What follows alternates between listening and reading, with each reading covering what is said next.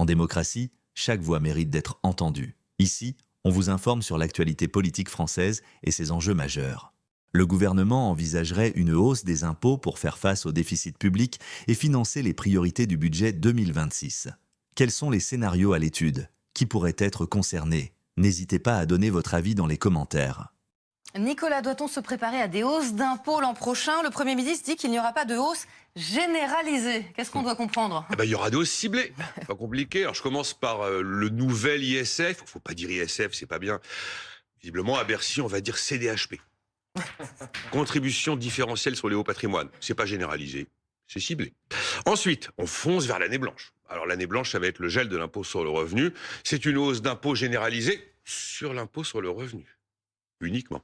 Gel des pensions de retraite, c'est une hausse d'impôt généralisée sur les retraités. C'est une hausse d'impôt non généralisée car elle cible les retraités. La première fois en plus de 10 ans, et effectivement, ce comité qui vient d'être renouvelé a recommandé une sous-indexation des pensions sur l'inflation pour équilibrer les comptes en 2030. Parce que, explique ce comité d'experts, l'objectif, je les cite, l'objectif de pérennité financière du système de retraite par répartition n'est pas respecté. Il confirme le chiffre qui avait déjà été donné par le corps il y a un mois d'un déficit de 6,6 milliards d'euros à horizon 2030. Ça, c'est pour le court terme, et à moyen et long terme, pour les décennies suivantes, le comité explique qu'il faudra de nouvelles mesures d'équilibre, parce que là non plus, on sera pas équilibré. En effet, le système continuera d'être déficitaire tous les ans jusqu'en 2070 et à hauteur de 1,4 point de PIB. Là aussi, c'est le même constat que le corps. Il faut écouter nos experts. Alors on va se retrouver une dérogation pour les petites retraites en dessous d'un certain montant. Et puis, gel des minima sociaux. C'est pas une hausse d'impôt, mais enfin, c'est moins d'argent dans la poche de ceux qui touchaient des minima sociaux. Et troisièmement, grand ménage sur les niches fiscales, visiblement. Alors, c'est une hausse d'impôt ciblée, puisque évidemment, ça ne pénalise que ceux qui bénéficient des niches. Donc, ça n'est pas généralisé. On avait déjà eu le coup du mot généralisé avec Éric Lombard, souvenez-vous. Et alors, d'après les Échos, il est prévu un coup de rabot de 10% sur l'ensemble des niches. Allez, 80 milliards de niches, 8 milliards de gains. Alors à Bercy, on rassure, non, 40 milliards, oui. Allez, au bas mot, 4 à 5 max, ce sera peut-être un peu de la fiscalité. Attention, monter les impôts ou baisser la dépense fiscale, à l'arrivée, ce sont des euros en moins dans la poche des gens. Alors, des euros en moins qu'on vient vous prendre ou des euros en moins qu'on ne vous donnera pas, c'est quand même la même chose. Donc, j'ai fait les comptes. Sur les 40, j'ai 2 milliards de CDHP, j'ai 6 milliards d'années blanches et j'ai 8 milliards de niches. Allez, sur les 40, j'en ai 16 déjà, si vous voulez. De hausse d'impôts ou assimilés. Et un autre exemple sympa, tiens, on prépare une taxe pour les petits colis chez Intemu. Ça peut rapporter 500 millions à 1 milliard d'euros. Qui va payer? C'est toi. Mais qui paiera à la fin ce genre de truc? C'est comme les droits de douane, qui paient?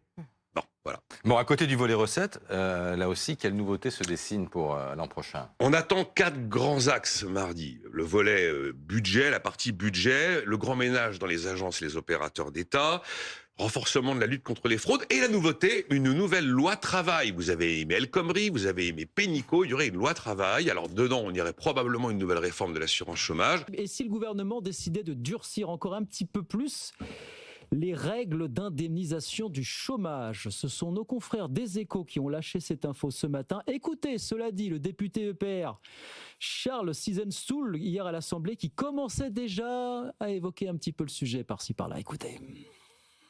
La France ne peut plus faire l'autruche. Il faudra prendre des décisions fortes à la rentrée pour le budget 2026. Cet automne, l'automne prochain, le gouvernement nous trouvera à ses côtés s'il veut réduire la dépense et lancer de nouvelles réformes. Avec la proposition de loi de notre collègue Stéphanie Rist, nous demandons une nouvelle réforme de l'assurance chômage. Madame la ministre, la France est au pied du mur. Allez-vous vraiment réduire la dépense publique? Protégerez-vous la classe moyenne et les entreprises des hausses d'impôts? Engagez-vous de nouvelles réformes courageuses pour notre pays. Je vous remercie. Voilà ce que disait le député hier. Alors, il y a 2 pistes à l'étude pour faire contribuer. Parce que l'idée, c'est de dire il faut aussi. Tous les Français vont devoir contribuer à l'effort de guerre pour 2026. Donc, il faut aussi que les chômeurs contribuent. Bon. Alors, vous me direz ce que vous en pensez. Il y a 2 pistes qui sont sur la table. C'est-à-dire taper un petit peu dans les ruptures conventionnelles. C'est 10 milliards d'euros versés tous les ans par France Travail. Et puis, raboter encore un petit peu les conditions d'affiliation.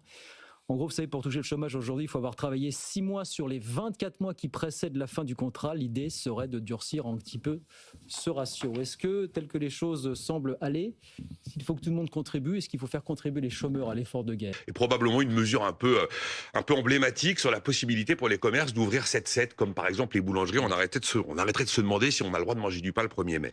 Voilà un peu les trucs qui se dessinent. Je ne crois pas que ce soit par l'impôt que l'on résout des problèmes, nous dit le Premier ministre. Il a raison. Oh ben oui, il a raison. Si la prospérité venait des impôts, puisqu'on a le record du monde, on serait les plus riches du monde. Alors ça fait des années que j'entends ces mots 100% vrais, et des années que j'observe l'inverse à 100%. Voilà. En fait, la fiscalité, c'est l'ALD de l'économie française. Vous savez, affection longue durée. Rexecode a sorti une étude qui nous fait la balance hausse d'impôts, baisse d'impôts depuis Fillon jusqu'à aujourd'hui. Ben, c'est les hausses d'impôts qui l'emportent. 2011-2013, 74 milliards de prélèvements en plus. 2014-2023, moins 66. 2024-2025, plus 50. Voilà.